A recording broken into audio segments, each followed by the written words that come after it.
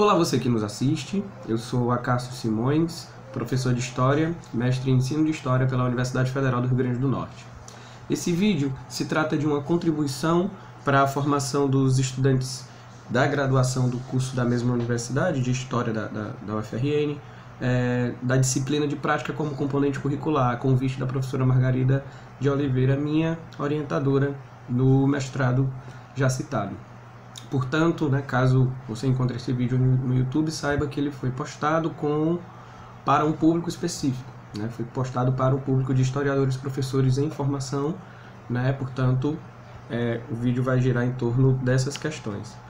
A base desse vídeo é a minha dissertação. Eu vou apresentar aqui alguns elementos da pesquisa que eu fiz para a obtenção de título de mestre em Ensino de História, pelo Programa de Pós-Graduação em Ensino de História, mais conhecido como Prof. História. Porém, eu não vou apresentar detalhadamente a minha dissertação. Eu vou me focar em dois pontos específicos dessa dissertação. Como eu consegui detectar os problemas didáticos da minha prática profissional e, no segundo momento, o que eu proponho para o enfrentamento a esses problemas.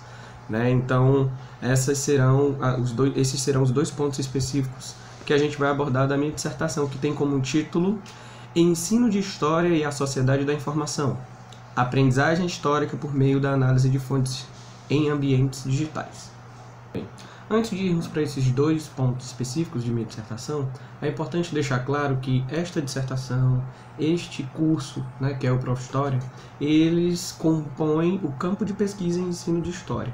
E esse campo de pesquisa em ensino de história que eu me refiro, ele parte do pressuposto de que o ensino de história deve ficar a cargo, os pressupostos do ensino de história devem ficar a cargo da ciência histórica, deve ficar a cargo dos historiadores. Ora, se existe um método de produzir conhecimento em história e ensinar, especialmente em ambiente escolar, é produzir um grau de conhecimento, um tipo de conhecimento, o ensino de história deve ter como princípio os mesmos métodos, ou pelo menos ter como norteador o método de produção do conhecimento em história. Então, esse princípio ele fundamenta a minha dissertação e ele perpassa esse campo de pesquisa que estamos chamando aqui de campo de pesquisa em ensino de história. Além disso, afirmar isso na realidade não significa fechar os olhos ou ignorar todo o conhecimento produzido por outras áreas do saber, pelas ciências pedagógicas, pela psicologia, da aprendizagem, enfim, até pela comunicação. Afirmar que o norte para o ensino de história está na ciência histórica não significa dizer fechar-se às contribuições de aprendizagem de outras áreas do conhecimento. É tanto que eu dialogo com conceitos como aprendizagem significativa e, inclusive, especialmente na produção do meu produto didático, tive de me experienciar na leitura de várias outras áreas, como a comunicação social, como até mesmo linguística, mais pra frente vocês vão saber por quê. Então, esses princípios, eles estão norteando a pesquisa que eu vou apresentar para vocês. Vamos então aos dois pontos específicos de minha dissertação que eu quero tratar aqui com vocês. O primeiro deles, a detecção do problema. Antes de mais nada, é importante afirmar que, para que eu conseguisse enxergar a minha realidade profissional, que eu dou aula desde 2010, sou professor da rede estadual desde 2012, para que eu conseguisse enxergar no meu cotidiano as diversas possibilidades de pesquisa sobre a minha própria prática profissional, ou seja, sobre ensino de história, foi essencial o início do curso no Prof. História e, por sua vez, a apropriação do que significa e do que é esse campo de pesquisa em ensino de história, dos seus pressupostos teóricos, dos seus embates, inclusive dentro e fora da academia, enfim, a apropriação dessa ambiência onde eu estava me inserindo foi fundamental. E eu digo apropriação apenas no mestrado, porque fui produto de uma formação na graduação, que era uma licenciatura, que tinha um foco muito mais para pesquisa estrita em história, de produção de conhecimento histórico em si, e não necessariamente em ensino de história ou em outras vertentes, e isso me fez por boa parte da minha vida profissional, replicar aquela lógica que hoje em dia a gente combate, hoje em dia a gente enfrenta dentro do campo de ensino, do campo de pesquisa e ensino de história, de que ensinar história em escola, em ambiente escolar, seria meramente reproduzir ou simplificar os conhecimentos que são de fato produzidos na academia. A gente pensa o contrário disso, né? Que produz-se conhecimento na escola e que a maneira de se produzir conhecimento em história, né, o conhecimento em ensino de história é uma delas, né? Ele compõe esse quadro. Seguindo, né? À medida que eu ia me apropriando desses pressupostos teóricos e desse debate do que é pesquisar ensino de história, eu transformava o meu olhar de professor. E ao transformar o meu olhar de professor, comecei a identificar, até por atividades cotidianas que a gente propõe para os alunos, né, no nosso dia a dia de professor, mas também por atividades um pouco mais intencionalizadas para tentar diagnosticar e identificar, comecei a identificar limitações dos alunos na apropriação de categorias fundamentais de história, sujeito histórico, fontes históricas, período, tempo, enfim. E isso tudo, no fim das contas, demonstrava também uma limitação dos alunos na sua capacidade de orientação temporal, né? As informações que a gente, eu falo a gente mesmo, professores de história, que a gente tende a encher esses alunos de informações históricas, elas meio que não eram relacionadas na cabecinha daqueles alunos. E como eu consegui diagnosticar isso? Através de uma atividade bem simples que eu fazia ao fim de cada ano. Fazia, acho que muito mais instintivamente antes do mestrado. O que bom, que pena, que tal. Pedi para eles avaliarem o nosso ano de atividades, nosso ano letivo, né? Fora os elogios das relações pessoais que a gente acaba construindo com os alunos, boa parte das vezes eles diziam: o meu problema é com a matéria mesmo, o professor é ótimo, mas a matéria que é ruim. Eu não entendo nada de história, não adianta, o professor simplifica o máximo, mas mesmo assim eu não entendo por que a gente estuda isso. Ou então respostas como, até mesmo, o professor fala demais, né? O que eu chamo de verbalismo na minha dissertação. Né, o verbalismo do professor, essa ideia que a gente tem de que a gente tem que centralizar, né, todo o processo de ensino, e os alunos estão lá apenas para incorporar isso, aprender isso, e aí vão usar uma expressão mais antiga, decorar isso. Né? Então, peguei essas críticas e consegui perceber que essas críticas dialogavam com os pressupostos teóricos, especificamente do Hilsen, do campo de pesquisa e ensino de história. Não só dele, mas, né, de forma mais específica, em diálogo com aquilo que eu identifiquei na minha prática profissional, percebi que havia sim esse diálogo entre o que eu vi, né, e o que a teoria apontava, né, o que os pressupostos teóricos apontavam. Muito bem, percebendo isso, né, que na realidade é o problema fundamental do campo de pesquisa e ensino de história, né, dos desafios da história ensinada, que é esse desafio dos alunos aprenderem a pensar historicamente. Identificado isso, que era algo óbvio, fui atrás de demandas específicas do meu público discente. Aí eu preciso rapidinho falar sobre esse público.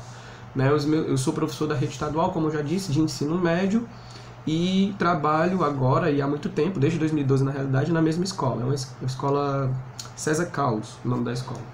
Uma escola central geograficamente na cidade, uma escola que nos últimos anos vem melhorando significativamente os seus índices de avaliação interna e externa, e uma escola que é massiva. Hoje a gente tem lá quase 1.500 alunos matriculados e distribuídos em 40 turmas. Então, falo esses dados rápidos para você que está assistindo perceber a dimensão do que é trabalhar nessa escola. Então eu peguei, fui montando aqui o que seria alguma demanda específica, né? Eu cheguei até a metade do curso, até a época da qualificação, sem de fato conseguir definir o que seria essa demanda específica do meu público. E eu apostava na época que trabalhar com a juventude enquanto uma categoria histórica poderia gerar um tipo de diálogo, né, entre os alunos, mas puro chute, né?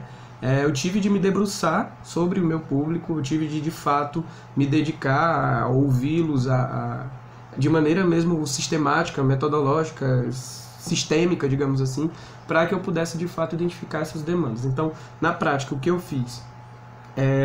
Elaborei um questionário socioeconômico e cultural, que está lá na minha dissertação nos anexos, que eu questiono desde a idade, sexo dos alunos, a maioria mulheres, né, a maioria deles, só soltando já, né, a maioria deles entre 17 e 18 anos, portanto dentro da faixa etária esperada para o ensino médio, para o terceiro ano, né? O recorte foi os meus alunos do terceiro ano, porque eles, boa parte deles, a maioria deles estudaram na escola desde quando a escola ainda tinha ensino fundamental, né? Portanto, eles tinham sido meus alunos mais de uma vez no decorrer desses anos, né? Então era o público que poderia sintetizar o que foi a trajetória do César Carlos, o que era a trajetória do César Carlos até aquele momento. Além desses questionamentos mais específicos dos alunos, renda da família, gente que morava com eles em casa, quantas pessoas, as coisas que eles tinham, as coisas que eles faziam, se trabalhavam, se não são muitos que trabalham, né, mas é um número considerável.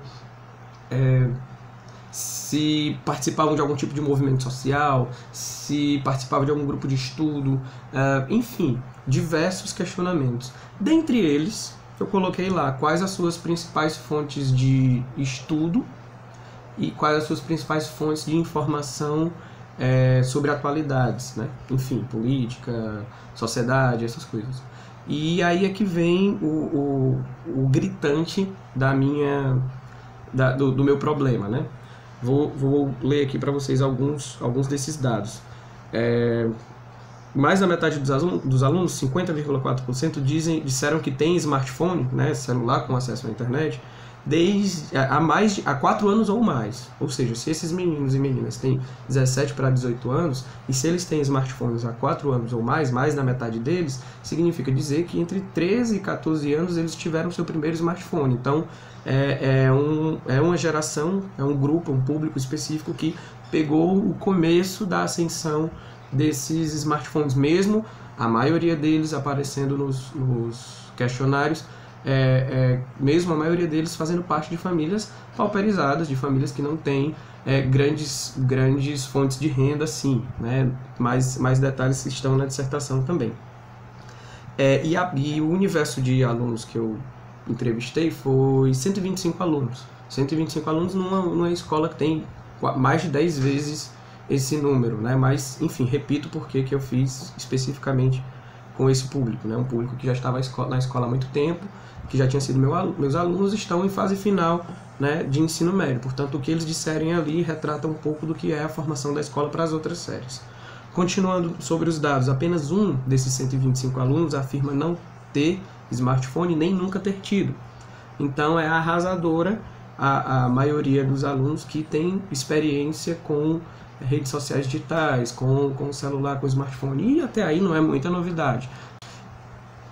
E aí fiz questão de afirmar isso, que parece óbvio, né, do acesso à internet, através de smartphones especialmente, para derrubar os estereótipos, né, o estereótipo de que o aluno de escola pública está numa situação de tanta vulnerabilidade que não faz sentido discutir esse tipo de coisa, né, de como usar a internet. No fim das contas, é disso que trata essa dissertação, né, como usar a internet em benefício do ensino de história.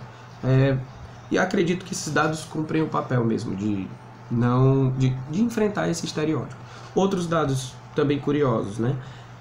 53% dos alunos, quase 53% dos alunos afirmaram que a principal fonte de estudos deles é a internet. 36% anotações de sala de aula e atividades, e apenas 11% disseram que o livro didático é a sua principal fonte de estudo.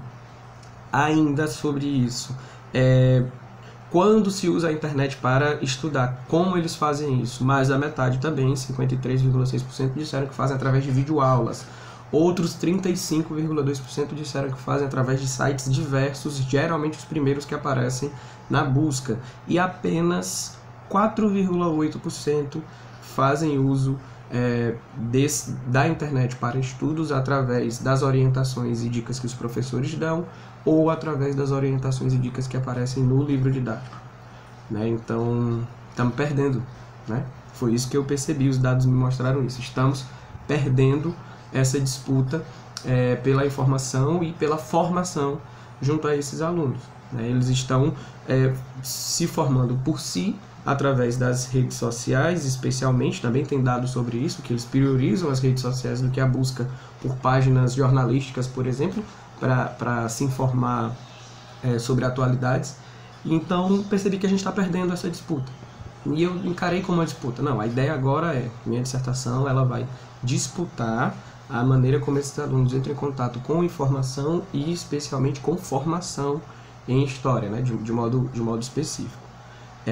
Foi assim, né, que eu detectei o problema, né, através do diálogo, né, revisando aqui, através do diálogo entre o campo de pesquisa e ensino de história e seus pressupostos teóricos e a minha prática profissional, né, de não colocar a minha prática profissional dentro de uma teoria, mas perceber o que da minha prática profissional dialoga com os pressupostos teóricos, né.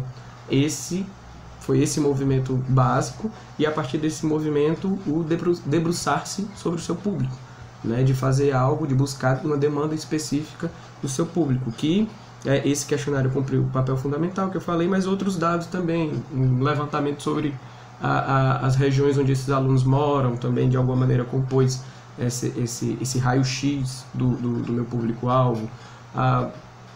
Outros, o IDH bairro, né, o Índice de Desenvolvimento Humano por Bairro, que a Prefeitura de Fortaleza fez, também me ajudou a ter uma maior clareza e nitidez de quem são essas pessoas que eu cotidianamente convivia, mas que não conhecia essas dimensões extra da sua vida além da sala de aula. Então, a propósito, né, esse produto, o fontímetro, que a gente vai falar agora, nessa segunda parte do vídeo, ele se propõe a disputar mesmo, inclusive o tempo livre. Se você perceber direitinho e as orientações sobre o fontímetro, que é a parte final da minha dissertação, e o próprio fontímetro, você vai perceber que para que ele funcione, o aluno vai provavelmente ter de fazer isso no seu tempo livre, não vou dizer livre, mas no seu tempo extra sala de aula. Então é como se o fontímetro ele disputasse o aluno fora da sala de aula, né?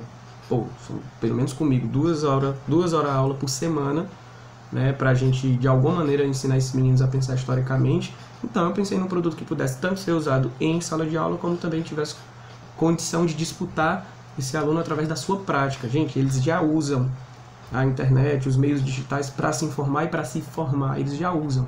Se nós não disputarmos isso, vamos continuar perdendo. Pensei, preciso dialogar com juventude e tal. Antes de tema, eu fui para a prática dessa juventude, né? O que essa juventude faz e como o ensino de história pode propor algo para disputar esse fazer-se dos estudantes, né? Esse formar-se, esse informar-se, né? Então, é nesse sentido que eu detectei o problema. Não sou muito fã de internet, mal uso meus perfis de rede social, não fiz isso porque gosto de internet, fiz isso porque a demanda específica grita por isso. É tanto que o período histórico recente aí de eleições, por exemplo, serem definidas, ou pelo menos fortemente influenciadas pela internet, mostram que a gente tem que disputar esse espaço, né? A segunda parte da dissertação, né, que eu quero abordar com vocês é a solução a esse problema. Detectamos o problema, né, da formação e da informação desses estudantes através das redes sociais digitais, através da internet, através de ambientes digitais, de como isso está sendo priorizado na formação e informação desses jovens, em detrimento, de certa forma, ao nosso cotidiano em sala de aula. E para disputar isso, para enfrentar esse problema, né, que não é somente do acesso à formação e à informação através das redes, mas como isso é feito sem a apropriação, né, de fundamentos do método de produção de conhecimento em história, do método histórico, propus o fontímetro, né? Propusemos, né, Margarida apontou essas ideias, batizamos o fontímetro primeiro, né, em um tom até de brincadeira com esse nome, mas a gente de tanto falar, de tanto repetir, aí, rapaz, é isso mesmo, né? Ele se propõe a analisar fontes, e aí especificamente fontes escritas, né? Se eu fosse colocar fontes visuais, o debate ia ficar enorme, e não tem fôlego, não dissertação para fazer isso, né, de fontes escritas dispostas em ambientes digitais.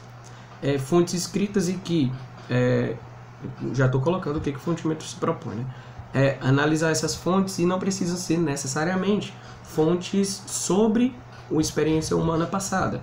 Podem ser fontes, textos, no caso, né, vou chamar textos agora, podem ser textos sobre alguma temática transversal e que encontre diálogo com aquele conteúdo específico de história que está sendo tratado na realidade escolar, na realidade cotidiana prevista, né, por plano anual, pela estrutura escolar em questão. Então, a análise de textos, análise de fontes escritas dispostas em ambientes digitais, tanto redes sociais como outras plataformas, sites e tudo.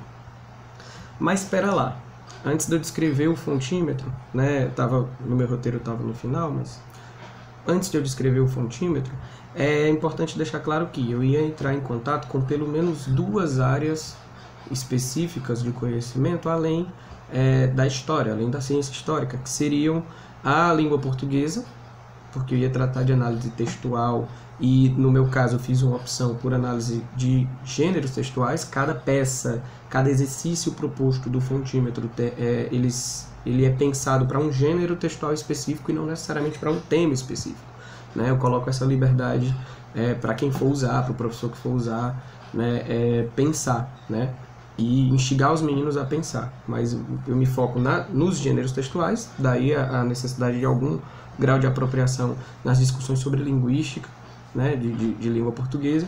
E vamos lá, em ambientes digitais, né, redes sociais e portais jornalísticos, especialmente comunicação social. Existe um debate amplo, né, na área de comunicação social, não só dos jornalistas que estão lá na linha de frente, mas por quem pensa a comunicação social, né, pelos estudos vinculados aos departamentos de comunicação social das universidades. Existe uma enorme preocupação sobre a desinformação, fruto das chamadas fake news, mas não somente, né, não somente fake news, né. Fala-se de ataques maliciosos quando você está acessando a internet, de propaganda falsa, de promoções malucas, enfim. E esses meninos, apesar de eles serem da geração que viveu do princípio da sua juventude, né, essa forma de lidar com a informação, que são as redes sociais e a internet, através de smartphones especialmente, eles têm uma séria carência, e isso é apontado por outras pesquisas que eu cito na minha dissertação. Eles têm uma séria carência de identificar o que é notícia falsa, o que não é, essa coisa toda. Então, isto posto, né, o diálogo com a língua portuguesa, né, com a linguística, e o diálogo com a comunicação social me permitiram pensar o fontímetro na estrutura que eu vou descrever agora. Ele tem 7 propostas de exercícios. Essas 7 propostas de exercícios, cada uma delas é centrada num gênero textual, que eu vou relatar aqui, né? O relato pessoal, artigo de opinião, notícia, reportagem, artigo acadêmico, discurso de liderança política e carta aberta. São esses 7 gêneros textuais que cada um dos exercícios do fontímetro abordam. Então, em cada peça de exercício, a estrutura de cada peça de exercício é um texto norteador que demonstra características, os objetivos, as finalidades daquele gênero textual específico, né, e como ele dialoga com a realidade daquele estudante que está usando aquela peça. E a segunda parte é a parte das tarefas, né, que são 3 tarefas. A primeira tarefa é a escolha do texto que ele vai analisar e a checagem para saber se esse texto está disposto numa plataforma confiável, numa plataforma séria, né? Não é algo malicioso ou algo que colabore para a desinformação, né? E esse debate eu faço no terceiro capítulo. Então, para essa primeira tarefa é muito importante, na verdade, para toda a execução das tarefas do fontímetro, é importante que o professor intervenha, é importante que o professor oriente, né, que ele se aproprie e oriente os seus alunos sobre como detectar notícias falsas, sites maliciosos, essa coisa toda. E existe, né, na minha dissertação, as referências às organizações não governamentais especificamente, que trazem esse diálogo de maneira bem objetiva, né, bem sistematizada e bem usual para a prática de sala de aula, né? Então, essa primeira tarefa, que é a seleção do texto que vai ser analisado e checagem se esse texto está disposto numa plataforma confiável, o professor teria de orientar, né? Seria importante que o professor orientasse os seus alunos sobre como fazer isso, tanto do ponto de vista da ciência histórica, mas também do ponto de vista da segurança digital, né? Repito, isso é apontado na minha dissertação, como fazer isso. A segunda tarefa é a análise da fonte, né? E nessa análise da fonte, se vocês observarem direitinho as questões que são feitas, né?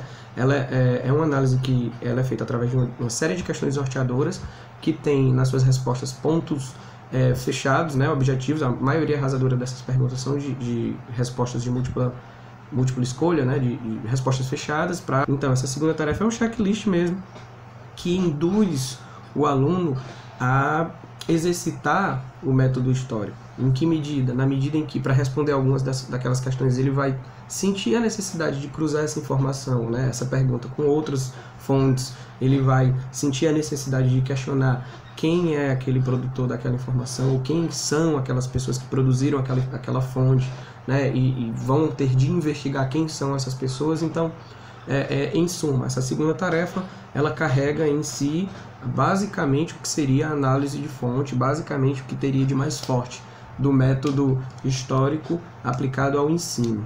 E a terceira tarefa é a tarefa de produção, que também tem muito a nossa cara, na medida em que os alunos vão produzir narrativas, né? Tem narrativa em forma de seminário, tem narrativa em forma de texto de opinião, tem narrativa nos moldes de cada gênero textual proposto, mas a partir da percepção que o aluno teve daquele tema, daquele assunto, né, daquela questão, né, depois da análise feita, né? Então, a parte da produção é como se fosse o processamento daquele aprendizado do aluno colocado em forma de narrativa, que também dá margem para uma avaliação, né? Estamos falando de ambiente escolar, dá margem para avaliação do professor sobre esse procedimento que o aluno fez, ou que os alunos fizeram. Pode ser aplicado em grupo, pode ser aplicado individualmente, existem uma série de possibilidades de uso do fontímetro. Ele foi pensado para ser genérico, em certa medida, né, a partir do momento em que ele foca no método histórico para ensinar, mas ele deixa aberto qual tema que você, enquanto professor, e que os alunos e tal vão abordar. É esse o fontímetro, né? Essas três tarefas para cada um dos gêneros textuais. E, a propósito, né, usamos gêneros textuais por compreender que eles em si, né, e aí um pouquinho que eu estudei da linguística para contribuir para a nossa pesquisa, é que eles são produtos históricos sociais, né, e que eles existem em diferentes tipos, porque eles, para cada tipo de gênero, ele se enquadra a um interesse social específico e a uma condição específica social, né? Tem discurso de liderança política. Para o aluno analisar o discurso de liderança política, por exemplo, a gente faz questionamentos sobre qual a vertente ideológica que aquela liderança reivindica, ou qual qual vertente ideológica ela é taxada, digamos assim, né? Ela é identificada. No relato pessoal, né, fazemos questionamentos sobre a produção daquela fonte, quem é essa pessoa que está relatando, qual é o grau de formação dela sobre o tema, né, como aquele tema lhe impactou, enfim, deem uma olhada que vocês vão perceber como a gente trabalha com a produção daquela fonte, o questionamento sobre a produção daquela fonte, sobre o contexto em que ela está inserida, sobre como aquela fonte, aquela informação, né, no fim das contas, influenciou o leitor, no caso o nosso aluno, né, o nosso estudante. É isso, né? Vou deixar aqui na descrição do vídeo o resumo da minha dissertação, o resumo formal, né? A professora Margarida, professora de vocês, tem a minha dissertação. Acredito que seja mais fácil para ela disponibilizar para vocês, né, digitalmente, em formato PDF. E os comentários do vídeo, né, ela propôs um chat, assim, né, e nem sempre a gente pode se encontrar ao mesmo tempo. Vamos usar então a internet a nosso favor, né, em vez de um chat online, ao vivo, coloque nos comentários os questionamentos que na hora que eu conseguir enxergar, que a notificação chegar aqui no meu celular, eu vou respondendo e a gente vai dialogando a partir daí, ok? É isso, um último recado, um recadinho final.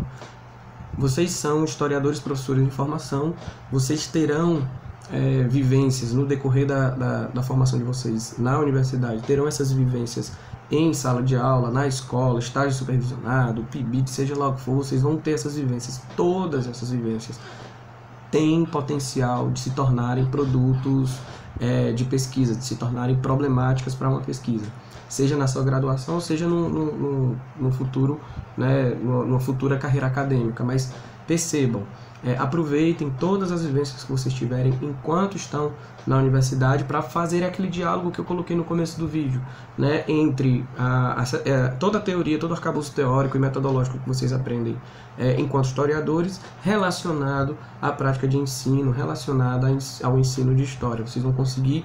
Se vocês conseguirem fazer isso logo na graduação, certamente vocês sairão da universidade professores muito melhores do que eu fui quando saí da minha graduação, e com certeza vocês vão ter plenas condições de contribuir para o campo de pesquisa e ensino de história, para a pluralização, né, da produção de conhecimento em história e especialmente para a disputa social desse conhecimento histórico, dessas narrativas históricas, através do ensino ou não.